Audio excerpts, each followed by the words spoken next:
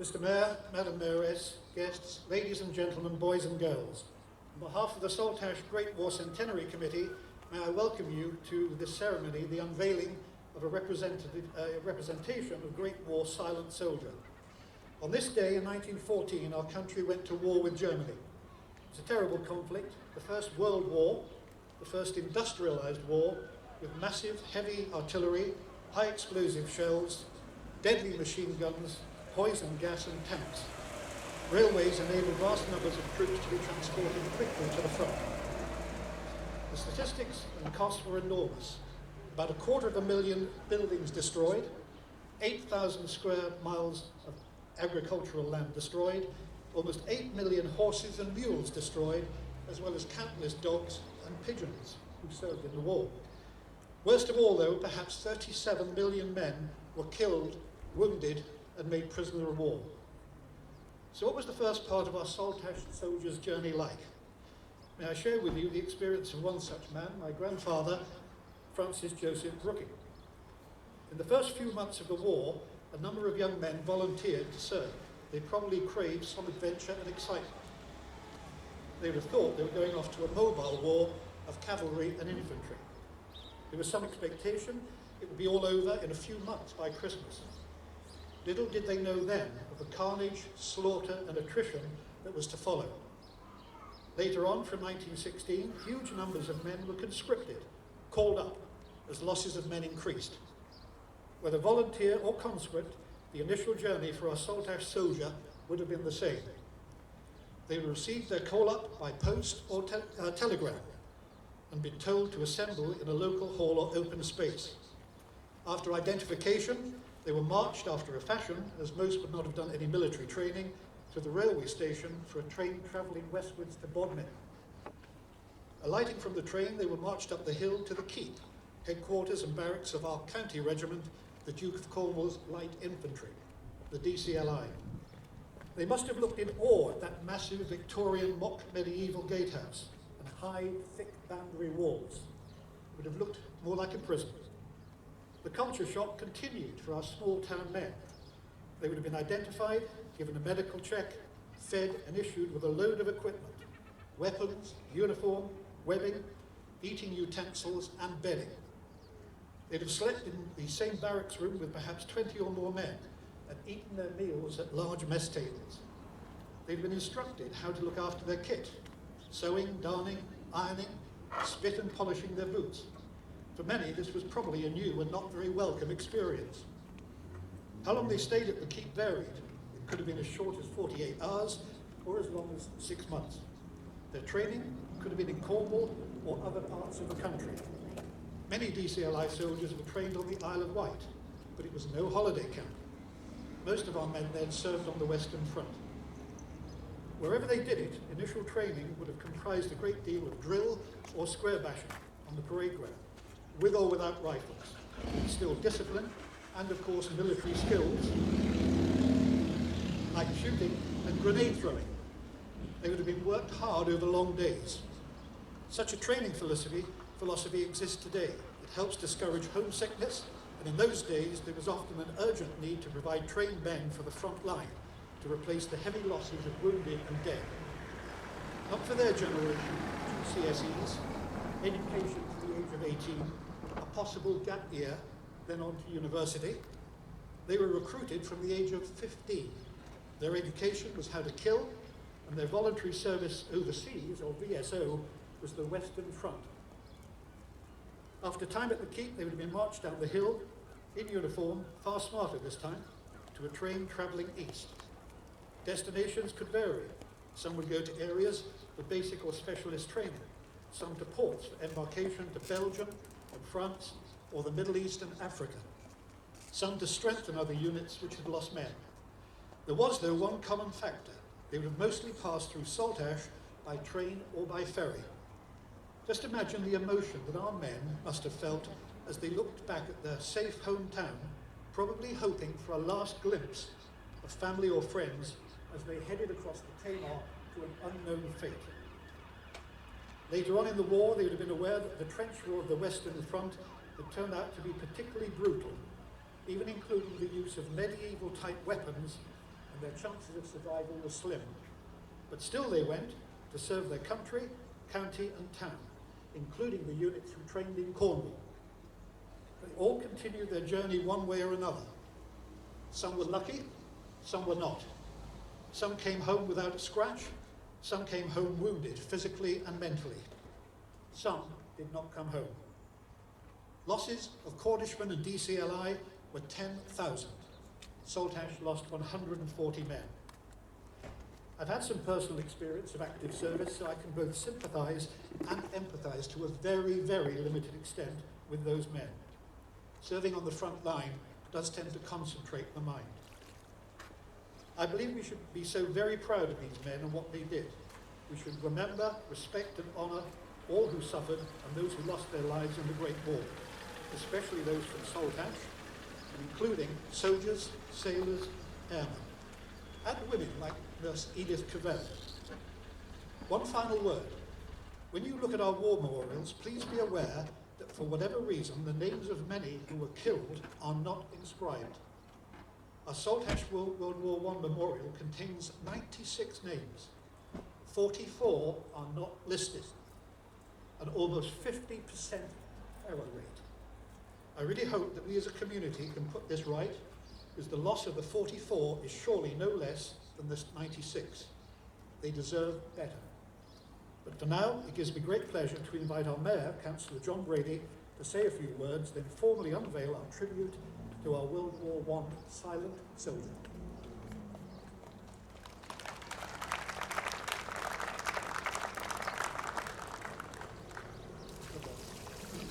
As Barry has said, the Great War focused on right.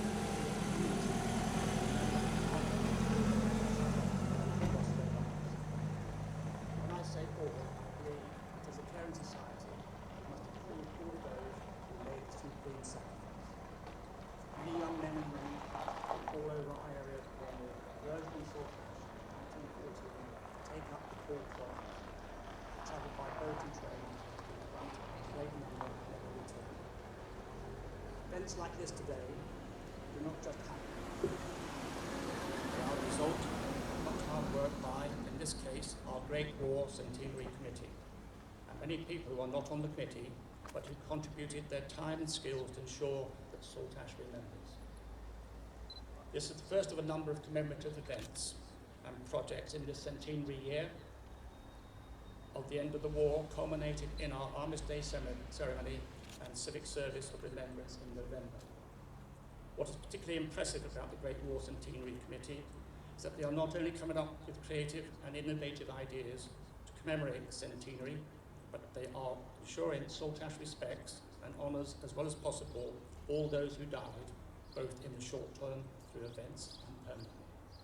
It is a privilege for me as Mayor and as a former serviceman to unveil this silhouette of the silent soldier of the Great War, which provides a permanent reminder of those who lost their lives.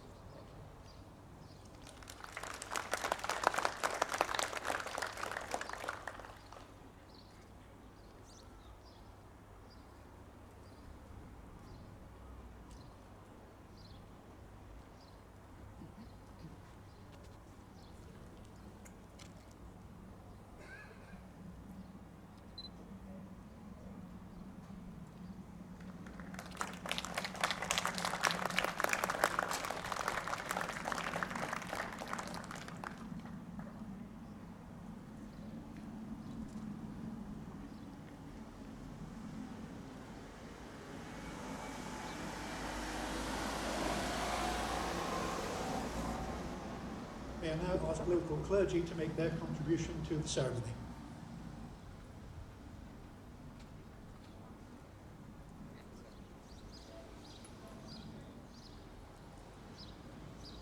It is hard for many of us to imagine the full horror of what so many have been through in war. But I do believe that it's vital that we try, for only then can we appreciate all that we owe to those that we remember today, and to understand the importance of maintaining peace for future generations.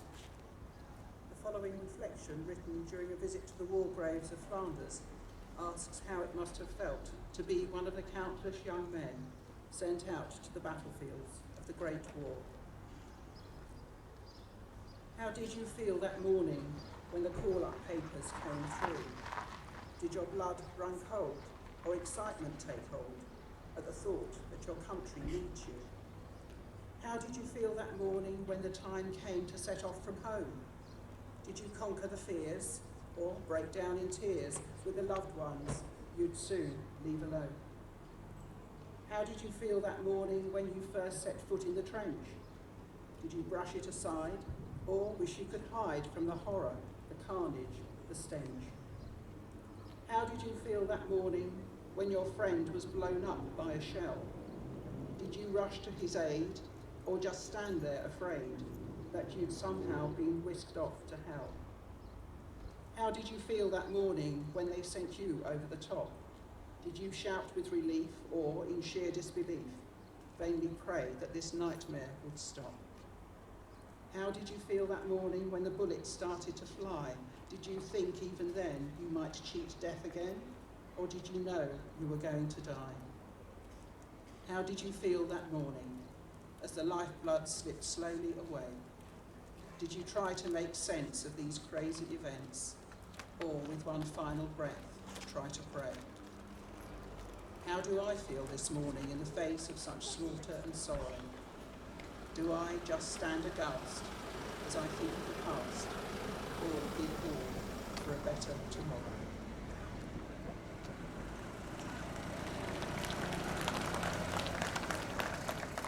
Thank you to the Reverend Kathy Sigrist, and now the Reverend Jonathan Budd.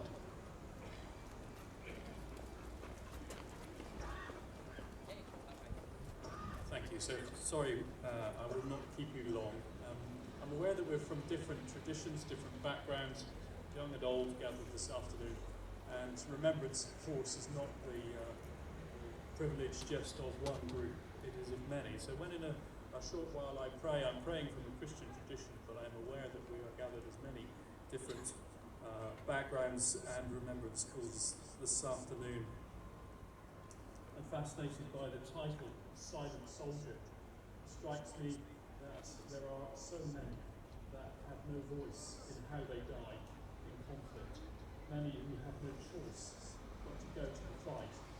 And when we remember this afternoon, we remember those who are not named on that memorial, as has been mentioned. We remember those who are caught up, nameless thousands and millions, for whom we pray. It is an important thing we do today as part of this peace garden to unveil a commemoration and a visual reminder of those silent ones who have no voice other than those who can speak for them. And so right now I'm going to pray, and I'm going to just say that we now dedicate this Silent Soldier Memorial on behalf of our community and in the presence of God, and give thanks for that which it represents and reminds us. Let's pray. Creator God, open our hearts to peace and healing between all people. Open our hearts to provide and protect for all children of the earth. Open our hearts to respect for the earth and all the gifts that it offers. Open our hearts to accept and include, to welcome in peace those who we encounter day by day. Gracious God, your Son said, blessed are those who are peacemakers. Help us as we dedicate this remembrance memorial to be those who take up this challenge. We ask this in Christ's name. Amen.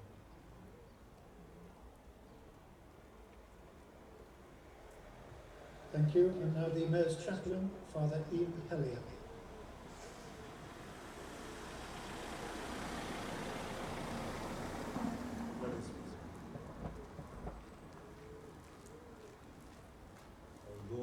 lover of souls. We thank you for the brave and faithful who serve their country in war, and especially as we remember today in the first week, for the devotion and courage of the soldiers, sailors, and airmen. And grant us so to follow their good example in faithfulness and endurance, that we may be found worthy of the crown of everlasting, with the merits of Jesus Christ, our Saviour. Amen. Eternal God, the Father of all mankind, we commit to thee the needs of the whole world. Where there is hatred, give love. Where there is injury, grant pardon.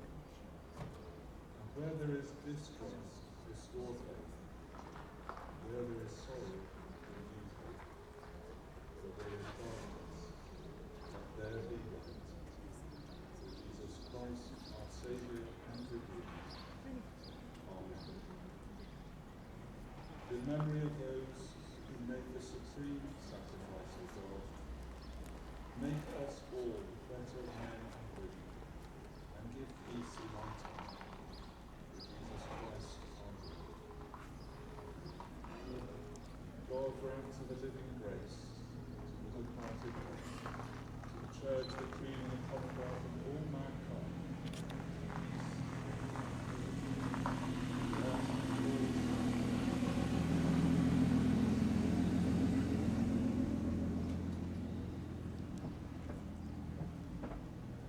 And our final speaker, a poem, The Soldier, by Rupert Brooke, by Miss Leren Wilcox.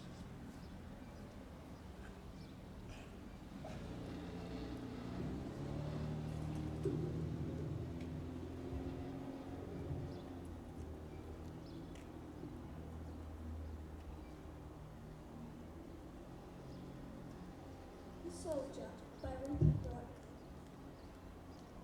If I should die, think only this of me, that there's a corner of a farm field that is forever England.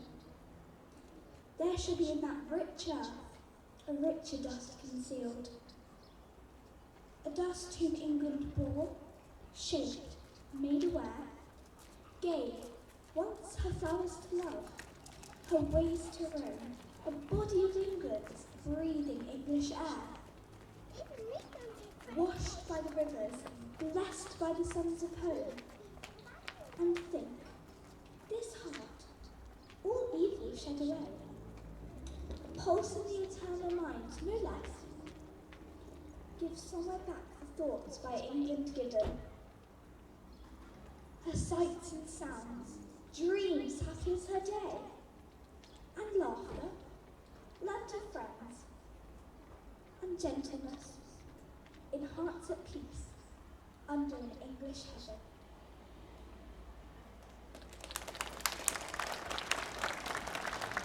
Thank you, Leren. And may we remember all those who lost their lives in the First World War.